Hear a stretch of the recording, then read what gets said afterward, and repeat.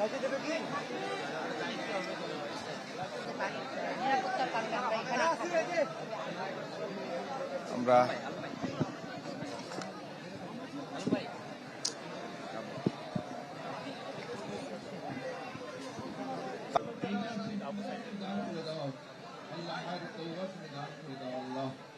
আল্লাহ তারা যেন জনগণের স্বার্থে আল্লাহ দেশের স্বার্থে আত্মনিয়োগ করতে পারে মাওলা সে তৌফিক সে যোগ্যতা তুমি দান করে দাও আল্লাহ তাদের প্রতি রহমত বর্ষণ করো আল্লাহ তোমার দয়ার আচ্ছা করে কাদের দিয়ে তাদেরকে তুমি আল্লাহ ডেকে দাও আল্লাহ আল্লাহ মেহরবানি করে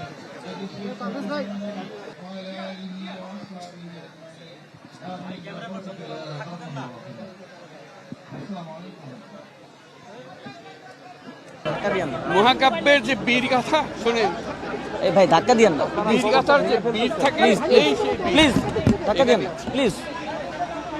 তাকে এই আপনি কবরটা ভেঙে ফেলতেছেন তো, আপনার নিউজ বেশি জরুরি না কবরটা বেশি জরুরি? একেবারে এটা নিয়ে যুগে যুগে লেখালেখি হবে, স্মরণ করবে এই লোককে। এই যে এখানে মাটির তলে শুয়ে আছে, সে সারা জাতির জন্য, ন্যায়ের জন্য, মুক্তির জন্য বুক খুলে দাঁড়িয়েছে।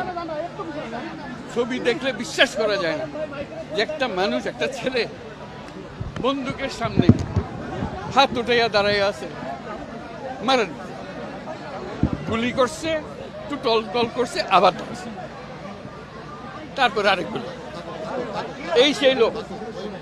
কাজে এটাকে ভোলার শুধু এখানে পীরগঞ্জের বিষয় না, এটা বাংলাদেশের বিষয় না, সারা দুনিয়ার বিষয়। যে কাজটা সে করেছে এটা নিয়ে যুগ যুগান্তরে কবিতা হবে, উপন্যাস হবে, নাটক হবে, মানুষ স্মরণ করবে তাকে। এই সে লোক এখানে শুয়ে আছে আজকে। আমাদের কাজ হলো যে স্বপ্নের পেছনে দাঁড়িয়ে সে বুক পেতে দিয়েছিল সেই স্বপ্নকে বাস্তবায়ন করা। এটা আমরা সারা জাতির একটা কর্তব্য। আমরা শুধু এখানে এসে কবর জিয়ারত করলাম, চলে গেলাম, তা না। এটা সারা জাতিকে আমরা বলতে চাই যে লক্ষ্য নিয়ে এই বুক পেতে দিয়েছিল, যার কারণে কোটি কোটি ছেলে মেয়ে সামনে দাঁড়িয়ে, বন্দুকের সামনে দাঁড়িয়ে গেছে, ভয় পায় না। এই যেহেতু পথ দেখিয়ে গেছে, আজকে আমরা সেই কারণে নতুন বাংলাদেশ পেলাম। এই নতুন বাংলাদেশ গড়ার দায়িত্ব এখন আমাদের। তার কথা স্মরণ হবে এই কাজটা করার মধ্যে। কাজে আমাদেরকে সেই কাজটা যেন আমরা করি। এই আবু সাঈদ এখন এক পরিবারের সন্তান না, বাংলাদেশের যত পরিবার আছে তাদেরই সন্তান। এবং তারা অধিকার তাকায় থাকবে, যারা ছোট ছেলে মেয়ে বড় হবে, তারা স্কুলে পড়বে, আবু সাঈদের কথা নিজে নিজে প্রস্তুত হবে, আমিও ন্যায়ের জন্য লড়ব, আমিও বুক পেতে দেব। সেই হলো এই আবু সাঈদ। আবু সাঈদ এখন ঘরে ঘরে, প্রত্যেক ঘরে আবু সাঈদ।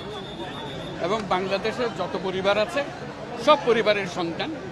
এবং বাংলাদেশে এখানে জাতি ধর্ম নির্বিশেষে সবারই সন্তান।